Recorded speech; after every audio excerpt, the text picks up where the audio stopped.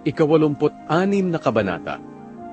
Panalangin ng paghingi ng tulong sa Diyos.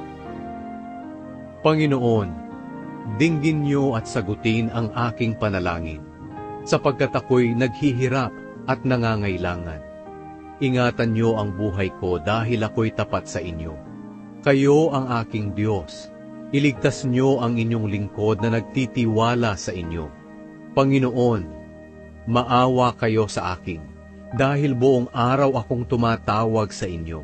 Bigyan niyo ng kagalakan ang inyong lingkod, Panginoon, dahil sa iyo ako nananalangin. Tunay na napakabuti niyo at mapagpatawad, at puno ng pag-ibig sa lahat ng tumatawag sa inyo. Pakinggan niyo ang aking dalangin, Panginoon. Ang pagsusumamo ko'y inyong dinggin. Tumatawag ako sa inyo sa oras ng kagipitan, dahil sinasagot niyo ako. Walang Diyos na katulad niyo, Panginoon. Walang sino mang makakagawa ng mga ginawa ninyo. Ang lahat ng bansa na ginawa niyo ay lalapit at sasamba sa inyo. Pupurihin nila ang inyong pangalan, dahil makapangyarihan kayo, at ang mga gawa niyo ay kahanga-hanga. Kayo ang nag-iisang Diyos. Panginoon, ituro niyo sa akin ang inyong pamamaraan, at susundin ko ito ng may katapatan. Bigyan niyo ako ng pusong may takot sa inyo.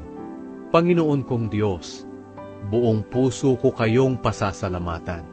Pupurihin ko ang inyong pangalan magpakailanman, dahil ang pag-ibig niyo sa akin ay dakila. Iniligtas niyo ako sa kamatayan. O Diyos, sinasalakay ako ng grupo ng mayayabang na tao para patayin.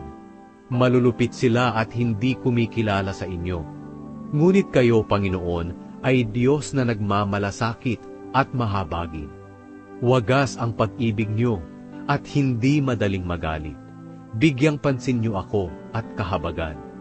Bigyan niyo ako ng inyong kalakasan at iligtas ako na inyong lingkod.